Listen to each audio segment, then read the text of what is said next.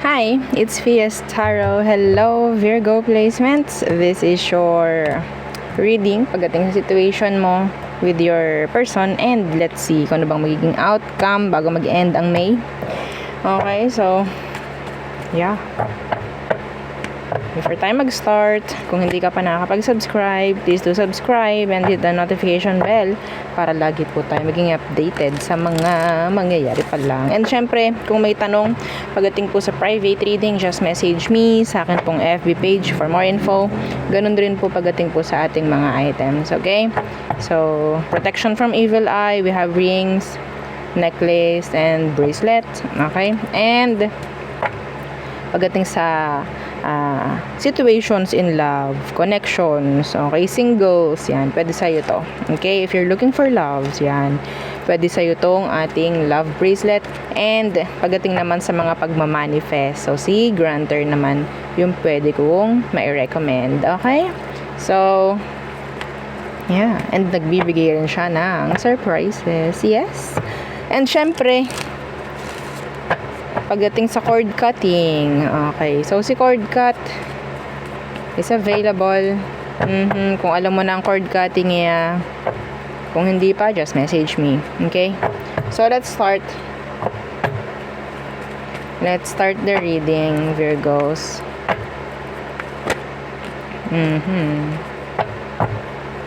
So who is this person, Virgo? Whoops, okay. So, ito yung kanina.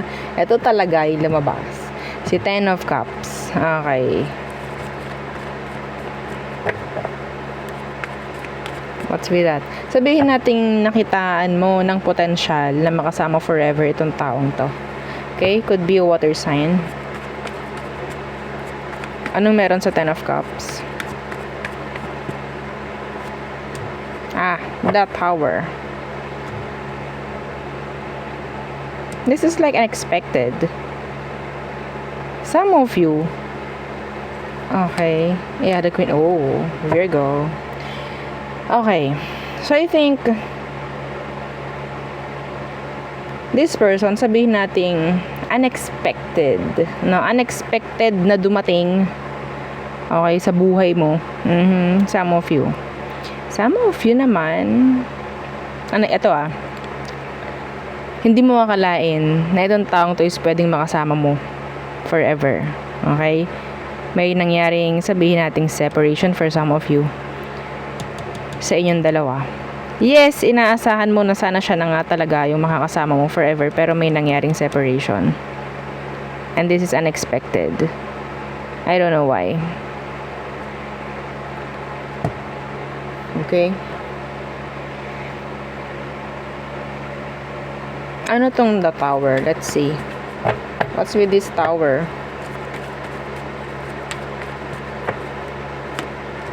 Temperance.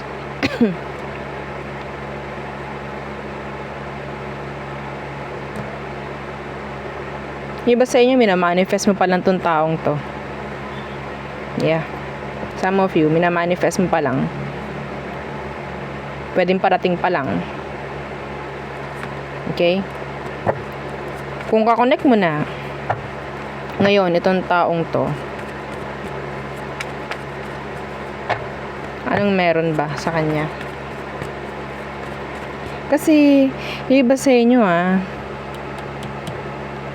there's this, sabihin nating balance na kailangan pagdating sa situation para mag-work out yung connection nyo. Specific yun. Kailangan ng balance para mag-work out yung connection ninyong dalawa.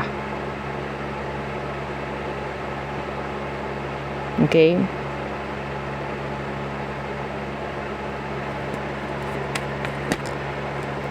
The Tower in the Ten of Wands in reverse. Let's see.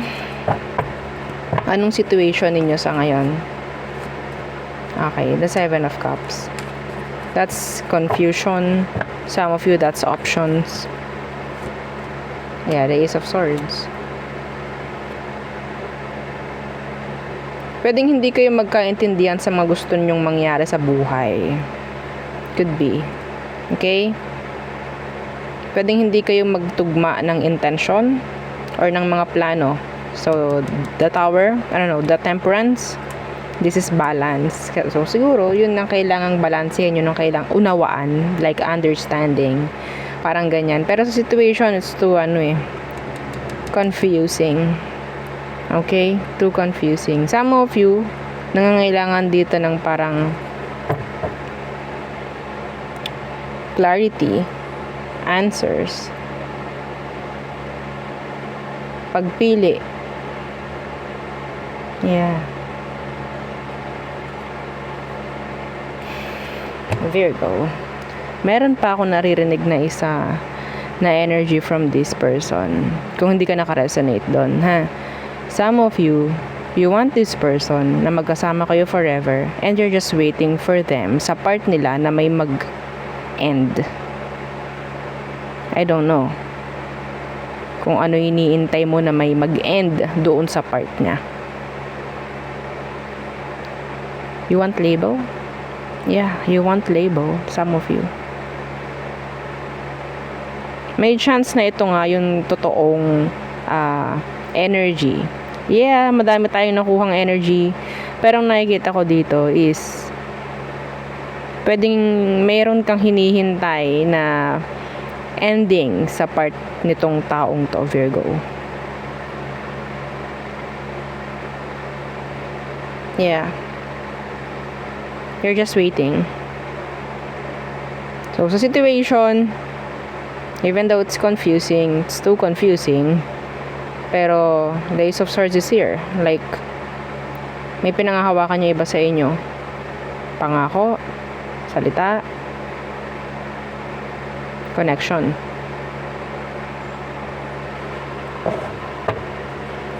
What is their emotion? What is their emotion for you? Two of Pentacles in reverse.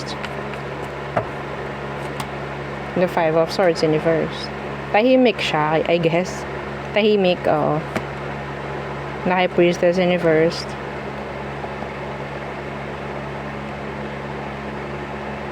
Ayaw gumawa ng sagot, ayaw gumawa ng action itong taong to. Because maybe they're avoiding something.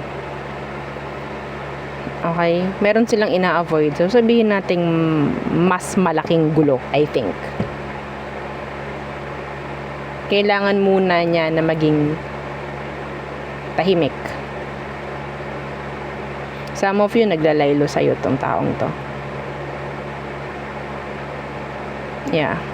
They're giving you mixed signals sa ngayon, iba sa inyo. Pero hanggat nandyan yung connection, hanggat hindi binablock, yes, ayun ang parang pinangahawakan ng iba sa inyo. But now, they are too silent. Parang ang tumatalikod yung energy ng tao sa'yo.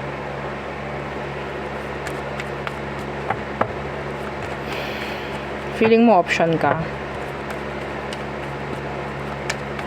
Let's see their next action towards you, Virgo. Yeah, Ace of Cups in reverse. Wala pa rin na pwedeng i-offer sa'yo tong taong to. I'm sorry. Wala pa rin po. They're not ready. Queen of Pentacles. There's someone involved. The Three of Pentacles is here in reverse. Some of you, okay, kung alam nyong wala namang third party or sabihin nating ibang tao na involved like romantic, pwedeng yung family niya, sabihin nating some of them is a breadwinner. Okay, sabihin nating parang hindi pa siya makaalis doon sa puder, okay, ng kanyang mga magulang, kasi pwedeng siya is sumusuporta pa rin, parang ganyan, sumusuporta sa mga kapatid or magulang niya. Parang yun ang hinihintay mo mag-end sa part niya eh. Kung walang third party, sabihin natin connection like romantic. Okay?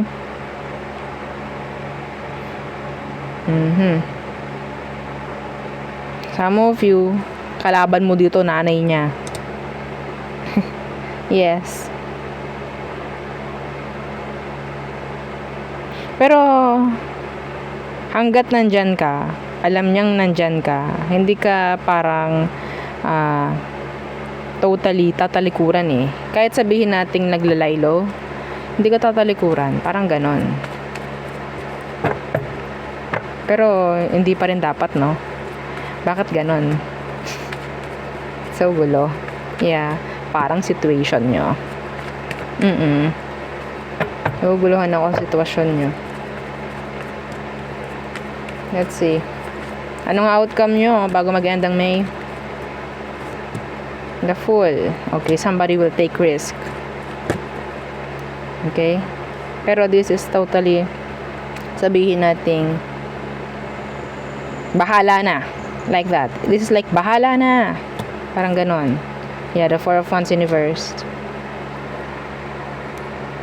The Sun in reverse. Yeah, bahala na kung anong mangyari. The Four of Wands in reverse, sabihin nating, okay, merong i-go itong taong to. Sa connection, merong kailangang sabihin nating mag-step up. Okay? Magplano. Para may magawang stability or may magawa or may maibigay na label if ever. If this is third party involvement, sabihin natin okay, sige, nandyan na yung energy na parang meron nang ang tatalikuran. Some of you. Okay, meron tatalikuran na Four of Wands in reverse. Or sabihin natin meron nang magbibigay ng closure dito. Mas maganda yon. Closure. Yeah, the Empress. Some of you, meron ako nakikita na pregnancy. Parang meron akong, this is channeled ha. Para lang makatakas doon sa connection or sabihin natin sa situation. Merong magpapabuntis. Ha? Pwedeng may ganun. Ako nakikita. May mabubuntis. Or pwedeng may mag-e-end or sabihin natin may magbabago sa situation kasi merong mabubuntis. Yeah. It's like bahala na. That's risk. Risky. Pero parang okay, sige. Try ko. Baka sakali. Yeah, yan ako nakukuha. So, what else? Ano pa ba ang meron pagdating sa inyo mga Virgo? Sa mga kakonek. Oo. Sino ba itong kakonek mo na to, Virgo? Anong meron sa kanya? Anong kailangan mong malaman? Okay. The Ace of Pentacles could be new person. Okay, could be a new person. New love interest, I think. Temperance. Someone is waiting. Someone wants balance. Somebody is waiting patiently pagdating sa isang new beginning. Okay? So, sino ba to? Anong meron? Situation. The Emperor and the Devil. Super ma-pride, super ma-ego. Yeah, strength in reverse.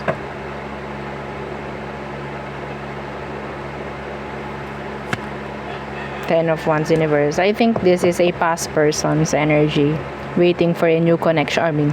Waiting for a new beginning with you.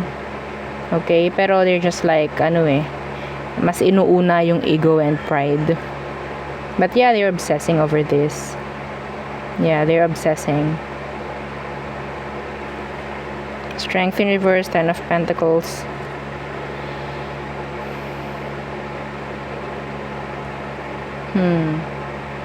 They like this. Itong past person, they still like this. They still want this. Pero, meron siyang mga ipapakita something na, you can't control me. You can't. I'm the Emperor. Parang ganyan. Pero medyo nagiging toxic. I don't know kung bakit, kung paano. So, what is your emotion for you? Let's see. Na 5 of Pentacles. They need you.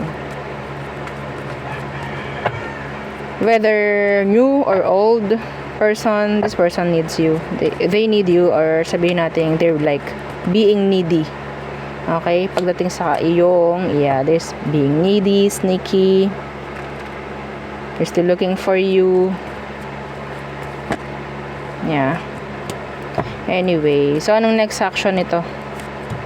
The 8 of Pentacles, the Lovers in reverse. Some of them, they will just focus on their work, on their career, or kung ano man yung pwedeng pagkaabalahan. The Lovers is here in reverse. Ipapakita nitong taong to na hindi nila kailangan ng connection with you, even though, yeah, they need it. They need you.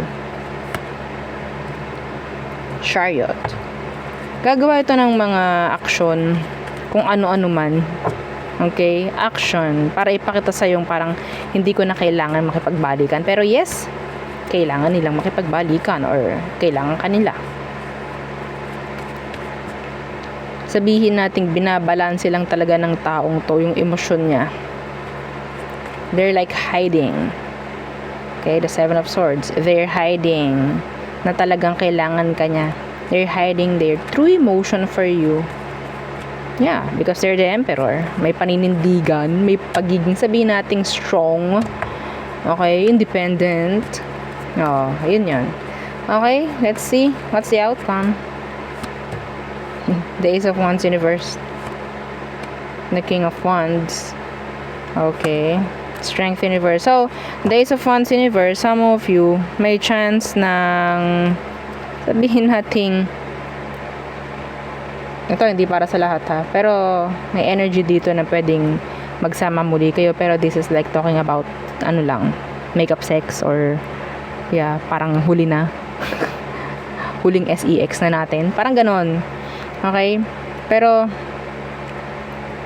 yeah, ang akin nakikita rin dito pagdating sa outcome is talking about delays pagdating sa mga pinaplano or pagdating sa mga gustong mangyari sa sitwasyon na to. Delay. A delay. Pwedeng in and out ulit, or pwedeng yun nga, hindi ko nakikita magiging matagal if ever magkakaroon ng connection. Yeah. A waste of time, a waste of effort kung sakali. Okay? I don't know why. Hindi lang talaga siguro kayo mag-click nitong taong to.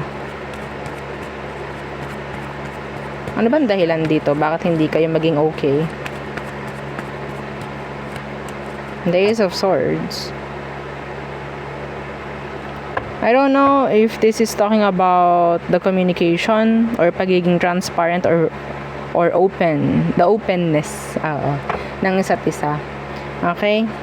So, yeah, 2 of Wands. Siguro, communication or yung transparency or vulnerability dito sa connection. Okay? Like, may mga pagtatago ba? May mga ganun. Okay? So, may mga tanong ba na hindi nasasagot? Mga ganyang bagay ang isang issue dito. Okay? So, there. Okay, so tayo tumungo sa all signs for you. Virgo placements. Okay. Aries through Pisces. Hang on. Okay, Aries through Pisces for you, Virgo. Let's see.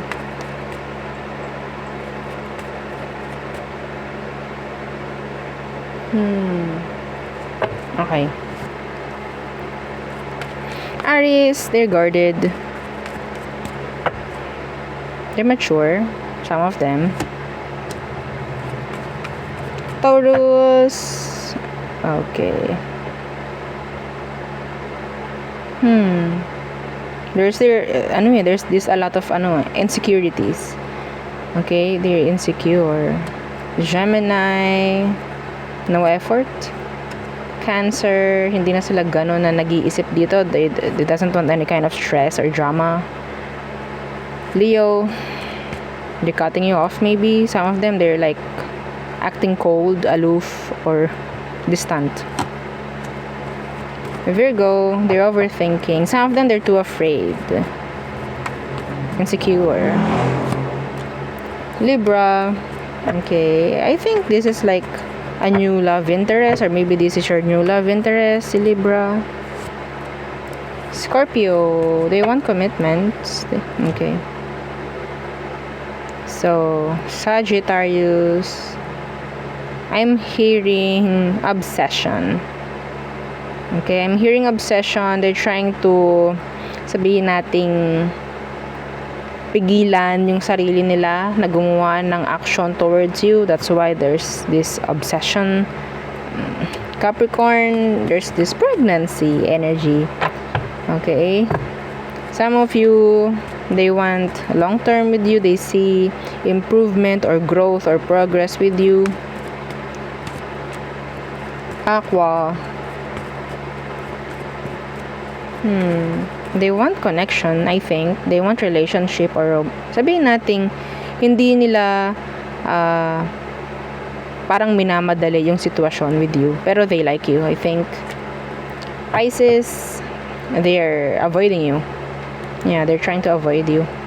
Okay, so there, yun ang aking reading for you, Virgo placements. Again, please don't forget to like, share, and subscribe, and follow our FB page. Thank you. Bye.